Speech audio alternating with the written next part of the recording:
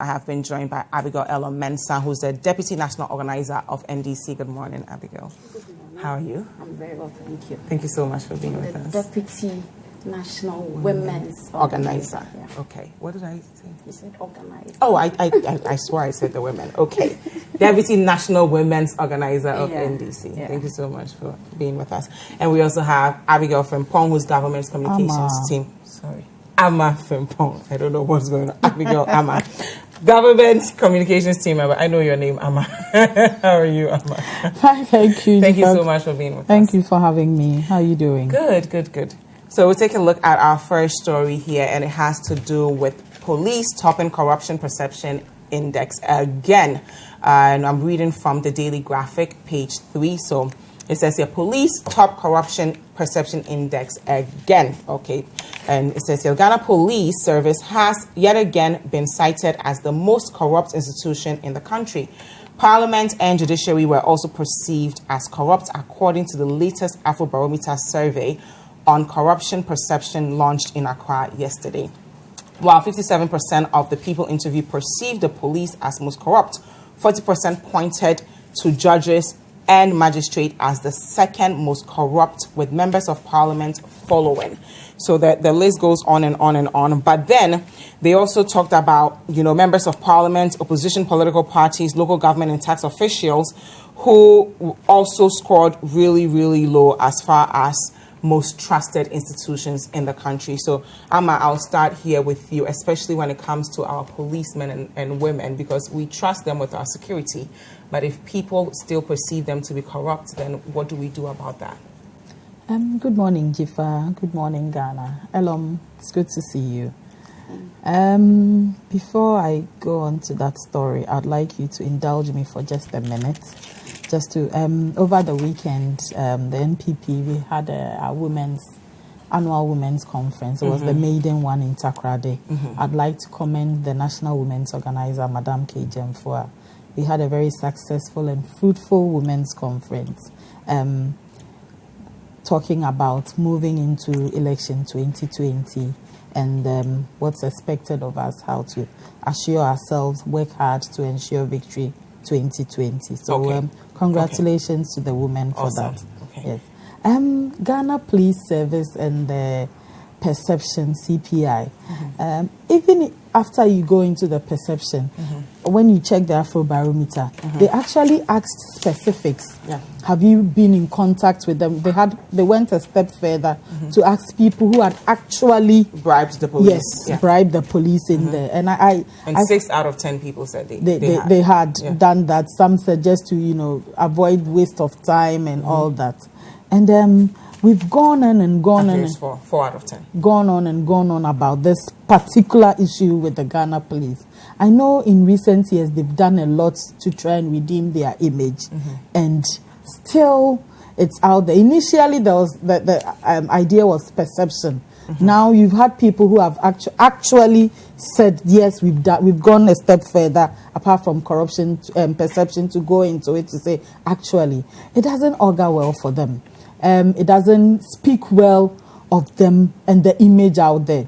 Because, like I always say, whenever we get into trouble, they are our first point of contact. And if the mindset is that, if I have a case or if someone has done something against me and I can use the police as long as I'm able to influence them with money, it's not right. It brings the institution's image into disrepute, because then the person who feels maligned or they're underprivileged, they don't have any spokesperson. If we go there and there's a case and someone says, well, I have money, I can buy my way out, and you, the unfortunate one who's probably in the right, but because you don't have money, it means your case is going to be not, you're not going to get a fair trial. Let's also remember that the police do the prosecutions and take it to the courts.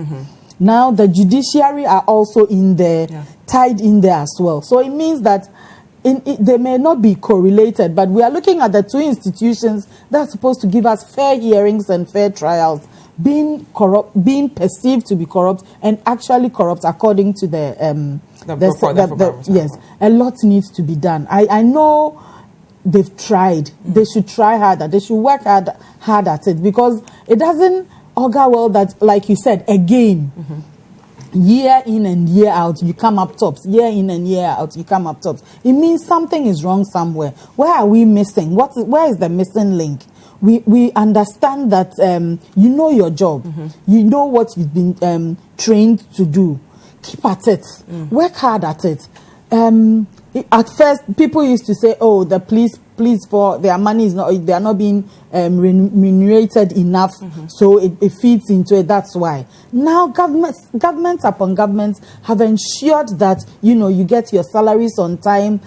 Recently, and speaking of governments, let me just read the first paragraph of the actual report, and it says here, more than half of Ghanaians say the level of corruption in the country has increased, and the government is doing a poor job in fighting it. So what exactly is going on that not only are we feeling as though corruption has increased, but government itself is also not doing a good job fighting corruption? Well, that's why they're giving the institutions. They've been specific with the institutions. I mean, if you read through the whole... Yes, but what are your thoughts on Ghanaians also feeling as though government is actually not so... Identifying corruption is one thing. Having faith that government is actually fighting corruption is a completely different thing on its own. Unfortunately for us as a country, the same people that go out to pay, being us, we the citizens, when we go there and we face these corruption charges, or someone tries to tell you backdoor that if you pay me, I'll do this for you, we tend to go ahead and do it. Yeah, but what's the role of government in fighting corruption? Because the president did promise that we were going to fight corruption. The president has given the institutions a lot of support. So what does that say about the institutions? Well, I can't argue for the institutions here. I can only say what the president is doing. He set up the Special Prosecutor's Office, where you have access to someone if you feel, or if you know, or if you've experienced this. We should also go ahead. The Special Prosecutor himself has come out to say that government officials have been frustrating him and making it difficult for him to actually do his job. Well, you see, unfortunately, let me not make it about the Special Prosecutor here, but you've been mandated to do a specific job. You have all the support. You've been giving the support here. If for every reason, people always say, "Oh, I got here and I was frustrated," but still they break through the barriers. If you are facing frustrations here and there, and you sit down and you talk about it, and you do not do anything about it as the Special Prosecutor, the law backs you. Okay, but then that's how come Ghanaians are also feeling as though government agencies are not doing enough to fight corruption. Government agencies are doing their best. Government agencies are doing their best. It's not being reflected. There's also the system where I would say that, look, if I am taking myself as an example, if I have a case and I go to the police, and the policeman insists or tries to suggest that I should give them something for the case to be heard, I also have a duty not to do that. I also have a duty to say to them, "Oh no, this is not the right way. You are supposed to..." Yes, they will frustrate you. Yes, the frustrations are real when you decide to go through the book long stuff. You hear it all the time that, "Oh, this person came here and the person is trying to be book long," and stuff like that. If we also, as individuals, as citizens, if government is saying to us that, "Look, if you get there and this is the situation you face, don't fall into it. Go ahead and stand your ground." But 6 out of 10 Ghanaians have come out to say that they are even afraid to report cases of corruption. We are here when, party boys will walk into a court and disrupt the whole thing, relieve someone of their position because they feel like it. So if I see something wrong, how do I even report it? Have we created a safe environment enough for Ghanaians to feel as though if I see something wrong, I can actually report it? I think even the police itself, the Ghana police itself, they have their standards. I don't know what the name is, but they have a particular bureau set up for this issue, which is there. They've been... have we done enough to enforce it as far as the standards bureau is concerned? If you have a standards bureau, if you have the professionals working there, all the structures have been put in place, you are working, you know what your job is, and I come in and I make a complaint, the onus lies on you as the individual in charge to do the follow-up. What government will do is to set up or help you, facilitate, give you the necessary accoutrements as per law. Or when you come, do you think government has done enough to fight corruption? And why isn't it reflecting in this Afrobarometer report? Government is doing enough. Government has done enough. Government has always helped them.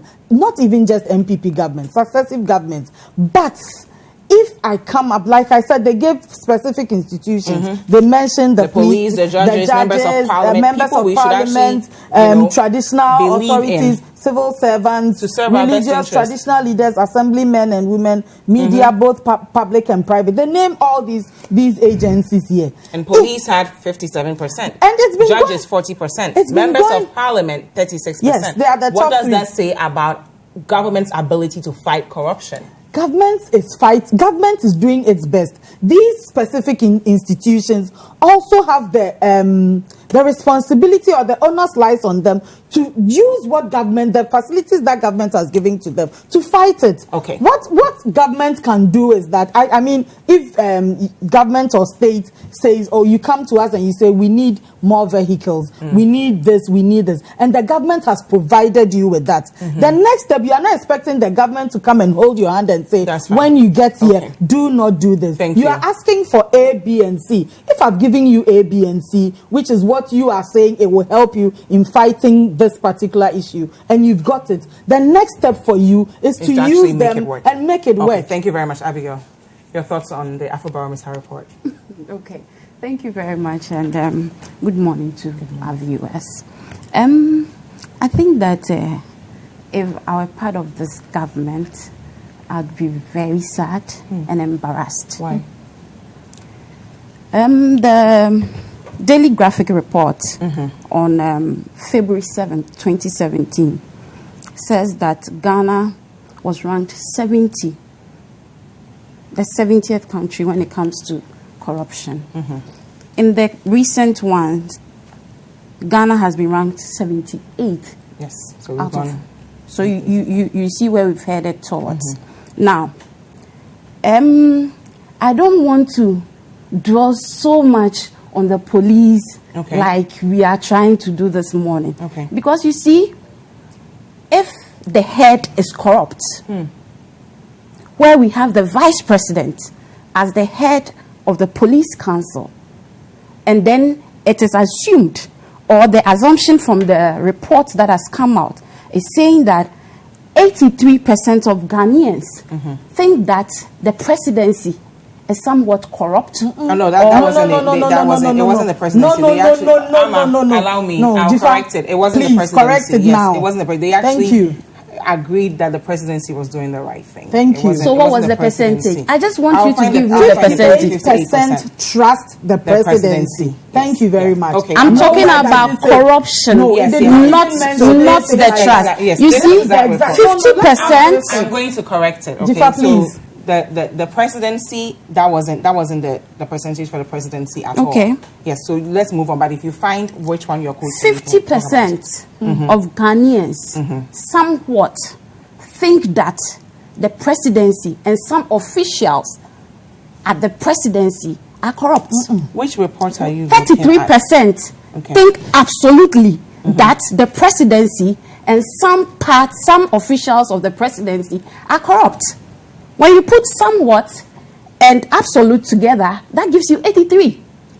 No, I don't think that's how you calculate. So it was. But why? 50. The Minister of Information was on radio this morning saying that 33% of Ghanaians trust the presidency. 50%, 20%, 25% somewhat trust the presidency. And they put it together and say that it is 58% that trust the presidency. So why can't we do the same calculation there? That's not how Because the statistics work. Afrobarometer That's is not how here. it works. And So we I'm are looking all at- reading- we are I'm all looking reading at the the same page. report. I'm looking at the same report. Then we And are all reading the okay, same let me report. let me read from We page should not 2. read it. Page You 2 read says the second round of the survey, 38 countries. Afrobarometer. I'm not even seeing it now.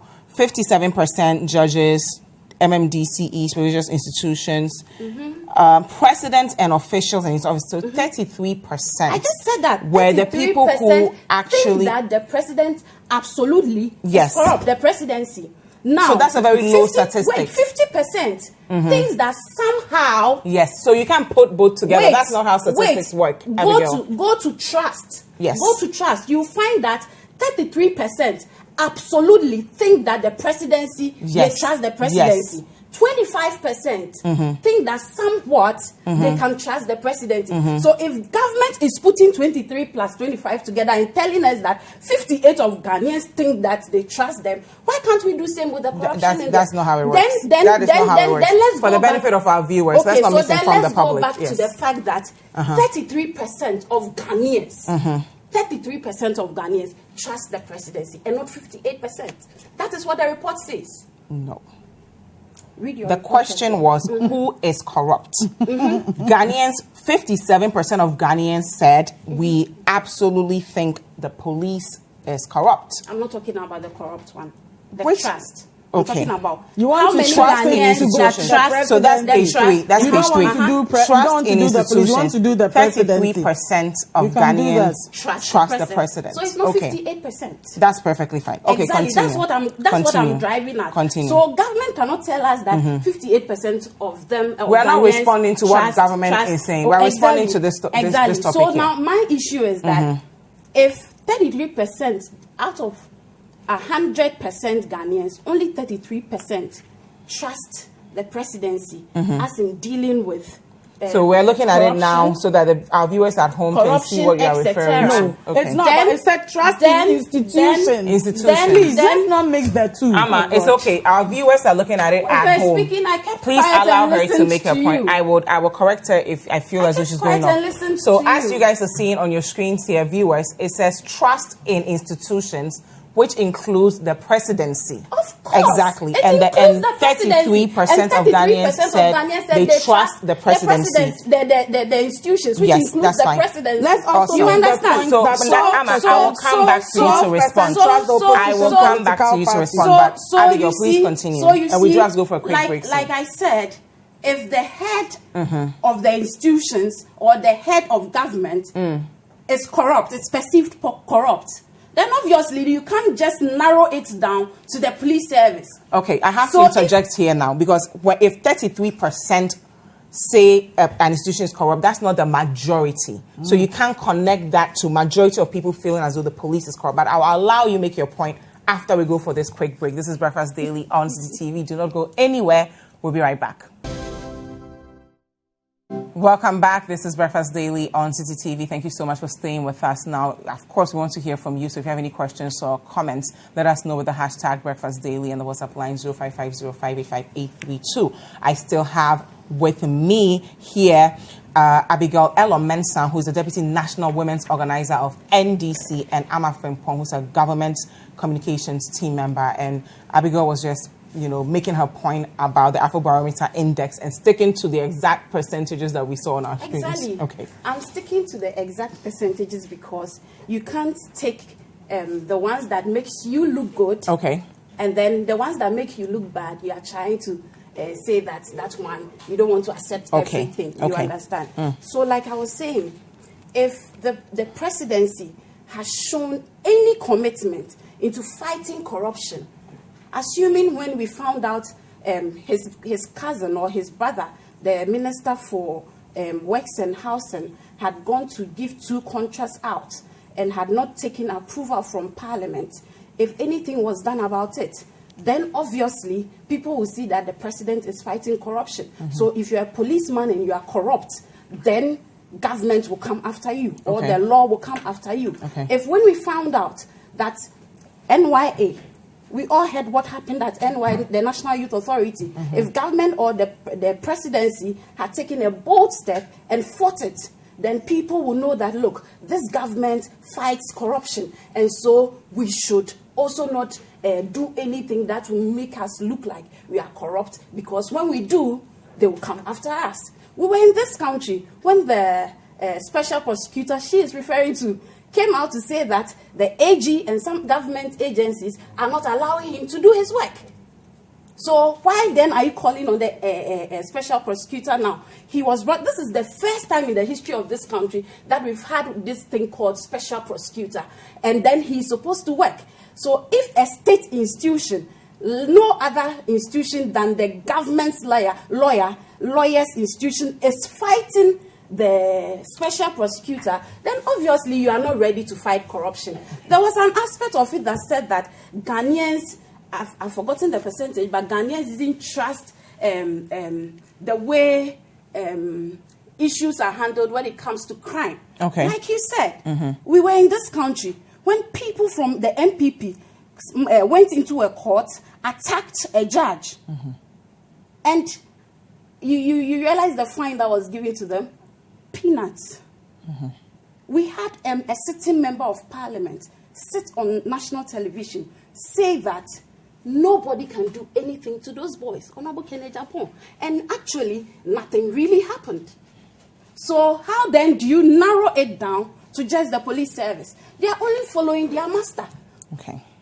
They are following what their master is doing. So if we want to fight corruption in this country, it is not a bottom-up approach. Okay. It has to come from the top and then descend down to the people who also give out bribes to the police. Because obviously, but the issue with I am traveling... Abigail, the issue with your argument, though, is that very few Ghanaians are actually, just 33% of Ghanaians actually think the presidency is corrupt. So I'm finding it difficult to connect the two. 33% is just... Okay. The same 33%, it is the same 33% that trust the presidency. No. Or state institutions. Oh, yes. Okay. You understand? But trust and corrupt are two different things. It is the same. You can say, 33%. I don't trust this institution, but I also don't believe it's corrupt. Oh, but what I'm saying is that 33% think that state institutions, which include the presidency, they can't trust them. Okay. Then, same 33%. So you see, it's not a small number. Okay. It's not a small percentage. That's my argument. Okay. All I'm saying is that if the presidency or the president of the Republic of Ghana and his vice president, who is the chairperson of the police council, thinks that the police council is corrupt, as being speculated or by the report, the Afrobarometer report, then obviously they have to lead by example. Okay, but it also says opposition political parties are also least trusted. Of course. If they say opposition political parties, just like you want me to say... And your party is the largest opposition political party. Just like you want me to say... I don't want you to say anything. I don't want you to say anything. Only 33% trust or 33% think the presidency or state institutions are corrupt. 12% of Ghanaians think that they trust the opposition. So that's convenient for you to what use. I'm saying is that there are about 20 or more opposition parties in this country. Okay, and NDC is the largest. Assume that we are sure, but you see, it is an indication that probably we are fighting. Okay, we are fighting because if you look at this current government, even in Parliament, the way our minority have gone about things, it tells you that most of the things that we have brought out, which points to the corruption people are pointing out to now, it is our minority in Parliament and then the vigilance they've attached to the work they do in Parliament. That is what has brought all this out. It tells you that the people expect more from the opposition. They think we are doing well, but they expect more from us. Okay, excellent. It is a point to rather encourage us and urge us on as opposition parties to do more than we are doing excellent. now. Okay, thank you. It is not a point to demean our spirits and then tell us that we are not doing thank well you, as Abigail. opposition parties. Amma, Transparency International, we've gone from 70 to 78%, 78 out of 180 countries. Yes, so can you touch on that a bit? Before I go on to that,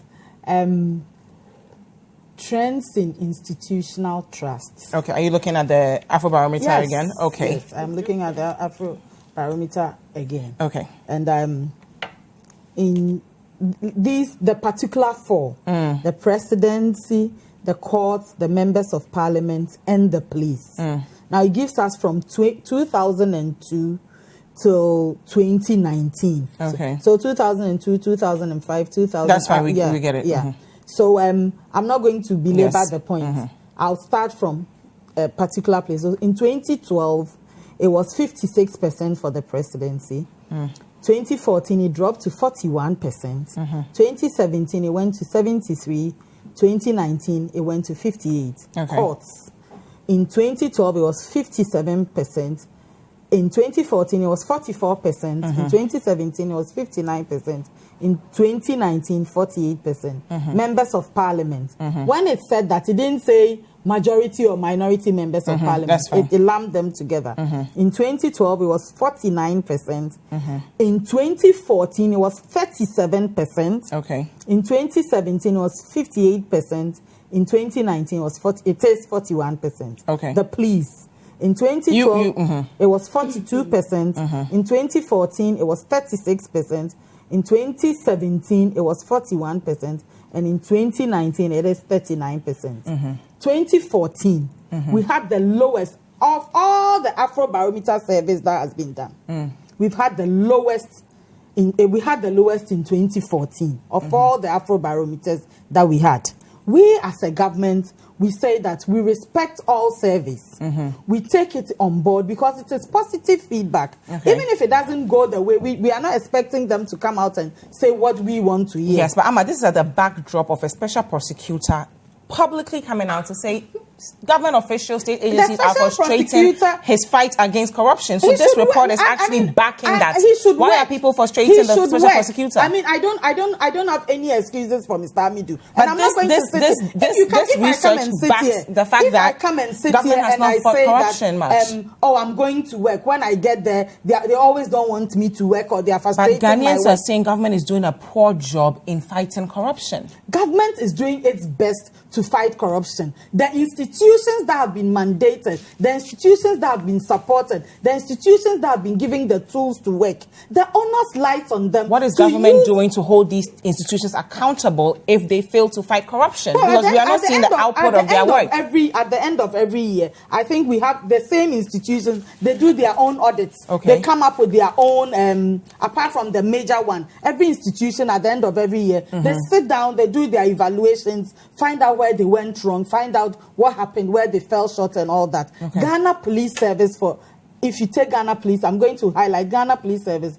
the courts and the MPs. I'm sure every year they do a survey, or they go back to what they've done and why the survey still thinks that, or the survey shows that they are still not doing the right things. And the onus lies on them because the government has mandated them, the government has given them all the necessary help to push and make sure that this perception and actuality is actually brought down and reduced drastically. Okay, thank you very much. So we'll move on now to our next topic. Now, don't forget that we want to hear from you. So use the hashtag Breakfast Daily and the WhatsApp line 0550585832 for us to hear from you. I'm reading from citinewsroom.com, and it says here, there was no consensus in Akufo-Addo's meeting on partisan MMDCE polls. That's coming from the former president, Mahama. Now, we know that over the weekend, on Sunday to be specific, the president came out to issue a statement against all these MMDCE issues, and he cancelled the voting that we're going to do on the 17th. But he said something very interesting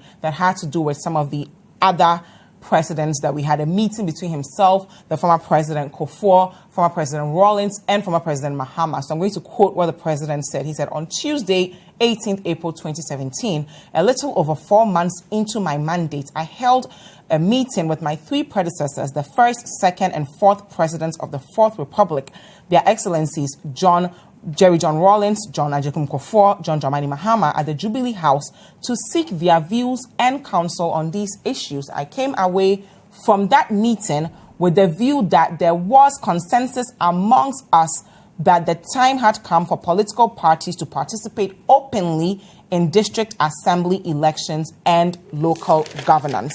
Now, the former president, Mahama, has come out to say that is actually not what happened. He says, the President Rawlings did not express any firm stand on that particular matter. There was no consensus, even though we discussed it. So I'm going to touch briefly on what he had to say. I'm reading from page 4 of the Herald, and I'm going to quote what the president said in page 4 of the Herald. He says, President Kufuor, the former president Mahama, said in the Herald, he says, President Kufuor was for political party participation in the elections of MMDCEs, but I took the stance of the Fiadjo committee that we should still keep political parties out, that we can achieve the election of our DCEs without political party participation.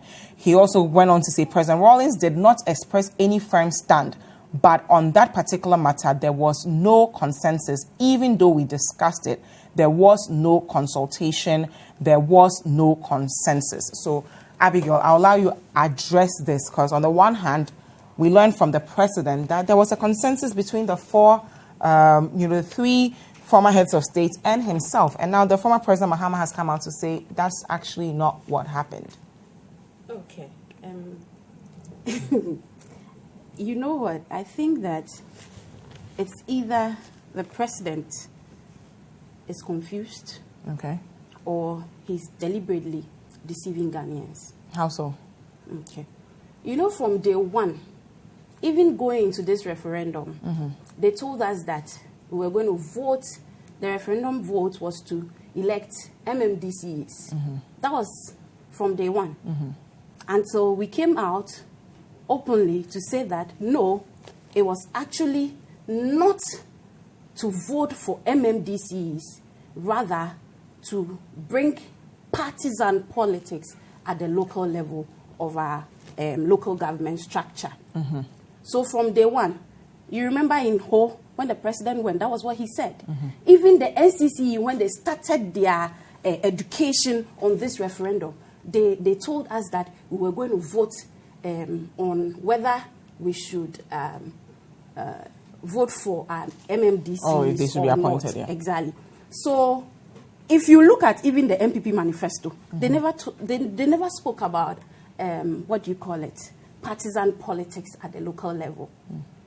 Rather, what they spoke about was the voting of MMDCs, which as a party we support wholeheartedly, because we believe that the people, the MMDCs, should be accountable to the people. You understand? And not a particular government or an MP. But I find it a stretch if the former president is saying Hofo agreed, the President Rawlings didn't have a firm stance. It means maybe he was the only one that didn't agree. And the majority of them agreed. That is why in court, or when judges are writing their reports or their rulings, there are those that have the dissenting views. He didn't agree.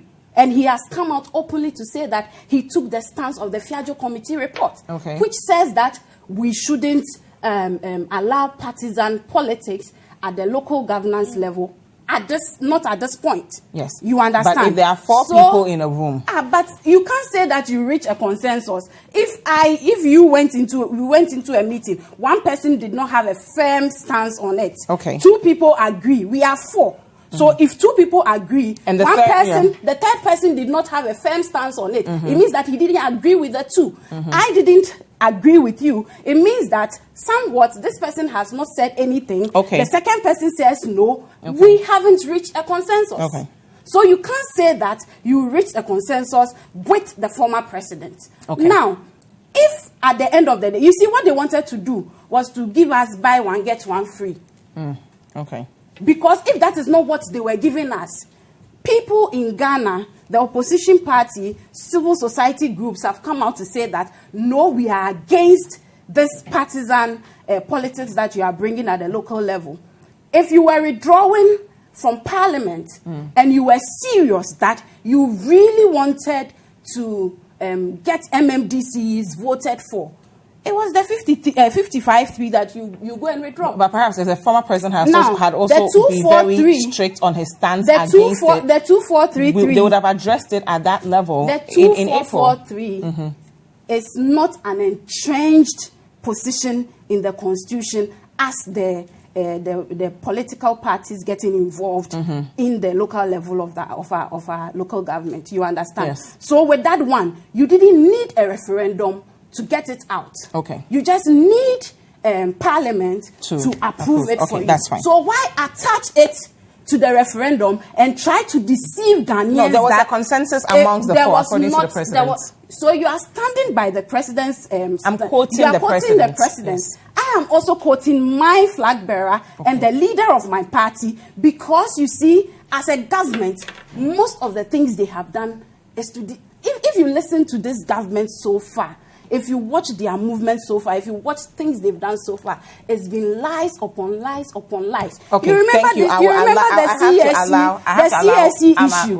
They came to tell us that they had not approved anything. Eventually, I had evidence on this your show that showed that they had actually brought it. Thank you very much, Abigail. So the lies are becoming too much. That's fine. Amma, please respond to what the former president has Commission. to say. When they presented it, at that time, His Excellency, former President John Evans Atamos was alive. May he so rest in peace. So I'm reading from the white paper of the Fiajo Commission, the committee. Issue 2, Mode of District Assembly Elections. This is from at that time it was the NDC. Government does not accept the recommendation that Article 248 of the Constitution be amended to empower Parliament at any time in the future to make provision for partisan elections at the district and sub-district levels. Government is of the view that the arguments advanced by the Commission for a non-partisan local government system far outweigh any arguments in favor of a partisan local government. Government therefore intends that Article 248 in its present form be retained. Okay. So the same Fiajo Commission that they are saying it's recommended, this particular at that particular time, the NDC government said it did not accept the recommendation that Constitution be amended. Respectfully, that was Atamils, right? And the former President Mahama is saying. No, I agree when we met in April. What she read. No. I'm just trying to expose that. Actually, is saying that we don't agree. No, that is to the no. partisan Yes, politics. no. That is what I'm saying. That you are Okay. saying the Fiajo Commission said that the former president says that the Fiajo Commission. It is part of the report. Yes, but our stance on it. No. It's That's not. fine. Let Allow me her make her point, please. Go ahead. He's saying that when the Fiajo Commission came, they did not even recommend that partisan politics be done at the local level. But at the same time, you are saying that based on this same recommendation that we should do it, we are saying no. So from that point, you are already telling us a lie. Listen, when the Fiajo Commission went there, let me read it again. It says that government does not accept the recommendation from the Fiajo Commission that the Constitution be amended to empower Parliament at any time to make provision for partisan elections at the sub-district and sub-district level. So they don't agree. Yes, which means that when the Fiajo Commission brought the paper, they recommended that elections be held. But on the partisan basis. Yes, on that same basis. And then minority, NDC, the government then said... No dispute about that. What I'm trying to say is that when the former president made his point, he is saying that the Fiajo Commission came to them and said that they should not do it that way. No. Please let me read exactly what he said. Read exactly what he said. Okay. So he said here that I took the stance of the Fiajo Committee that we should still keep political parties out. No, but the Fiajo Commission that we can did not achieve say the elections of our DCEs without political party participation. So that's what he is saying. That the Fiajo Commission said that. No, he's saying he just took the stance that political parties should be kept out. No, read again. He said when the Fiajo Commission presents a report, government issues a white paper on it. No doubt about that. So government's white paper on the Fiajo Committee report is the stance? We won't do partisan politics at the local level. Read it. Let's not belabor the I've read it already. I've read it. He's saying that he took the stance of the Fiajo Commission. And I'm saying that he didn't say he took the stance of the entire report. He's saying when it relates to keeping political parties he took the stance of the Fiajo Commission. But I'm saying that the Fiajo Commission did not take the stand that they should not. Okay, that's the Fiajo Commission actually recommended that it should be done this way. Okay. So if you are saying you took the stand of the Fiajo Commission, you're actually agreeing. You're actually agreeing with them, but that is not what they said. Fine. Okay, so let's get that move point on now. clear. So him saying there was no consensus because he had his stance. The former president, Rawlings, didn't take both sides. It was only the current president and President Kufuor who were for it, which is not really a consensus. If he did not agree to it, he's the leader of the NDC, if at that time he did not agree to it. Okay. Why didn't he from day one, when all the consultations were going on, when representatives from the NDC party were involved in all these consultations, why didn't he tell them from day one that, look, this particular part that we are going to do, I have made my points clear in the meeting with the former president and the current president. So when you get there, do not make this point. Why allow them to go and stand there and say on this particular issue at IDEC programs? And when we say broad consultations and broader consultations, we know that with the local government ministry bringing all these referendum and consultations out, there was a particular CSO that showed interest and led it. It was IDEG. And they went a step further to invite all the necessary people that would be involved into meetings. At all these meetings, you represented. So at that time, the leader of the party, the NDC party, was he not aware of these meetings? Okay. When they came back, did they not give him feedback as to what was going on? He knew he had said something in a meeting. So he should have said something earlier. I would have avoided all this time. So that when they were doing it, they knew. But you go into all these meetings, sit down, have deliberations, come out, go about, give recommendations, people go forward and do it, and then at the last minute you come back and say no, we are saying no to this. If the president had confirmed his consensus, because I mean the former president also mentioned even the Catholic bishops saying no, National House of Chiefs, the Catholic Bishops Conference gave recommendations. They did not say no. But the National House of Chiefs were divided. They were divided. Yes. So if the president had at least confirmed with every single person that day on the April meeting and had a solid yes, do you think perhaps it would have had some influence on the subsequent conversations? You read what he said. He said he left the meeting with a view that they had consensus. Yes, and it was just a view. But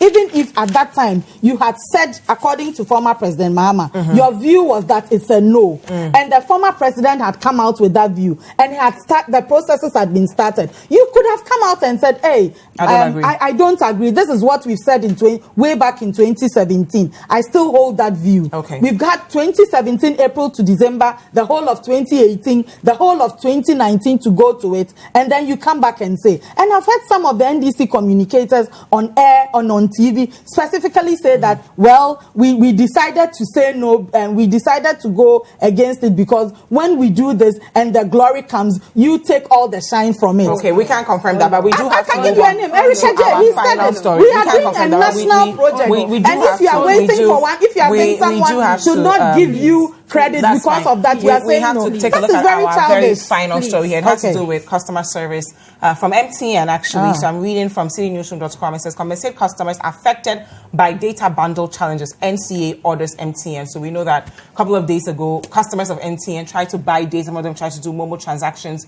It didn't go through, right? And it took the NCA coming out to tell MTN to do right by its customers. Then MTN came out to issue a statement that they are doing something about it. And even that statement alone was not strong enough for what they put their customers through. Amma, please touch briefly on moving forward.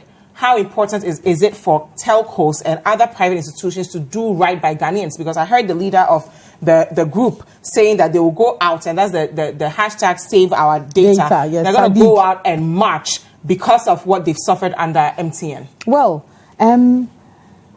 whenever we have issues with governance and government institutions, people come out and give their show disaffection and show why they think A or B or C is going wrong with governance, and they give reasons and they go on demonstrations and all that.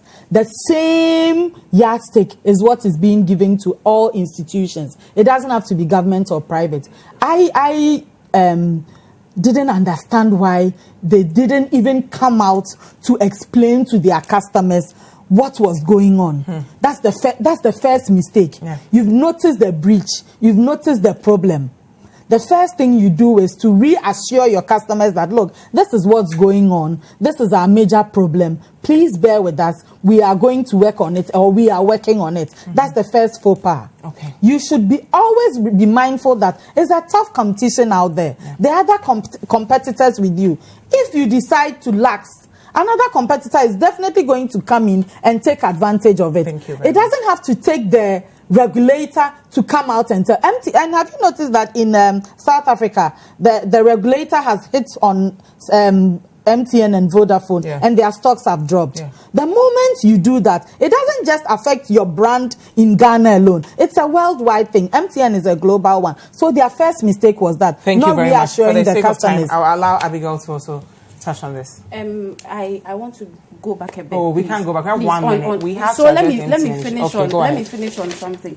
I think that His Excellency Nana Addo Dankwa Akufo-Addo bringing John Dramani Mahama in this, and then the MPP communicators bringing him in this is neither here nor there. Okay, perfect. What Ghanaians want is that we want to vote our MMDCs. Okay. So 2433 should go back to Parliament if they really mean that they want to bring local governance to the people. They should go there and then make sure that Parliament does this the government right thing. has shown Thank you very much. We have unfortunately run out of time. You used your time to respond to Amma. Thank you guys so much for joining us. I was joined by Amma Frimpong, Government Communications Team member, and Abigail Elorm Mensah, who's a Deputy National Women's Organizer for NDC. Hi there. I hope you enjoyed the show. Don't forget to subscribe, like, comment, and share with all of your friends. This is Breakfast Daily on Citi TV. Join the Breakfast Daily team Monday through Fridays from 7:30 a.m. to 10. Join us for breakfast daily, only on Citi TV.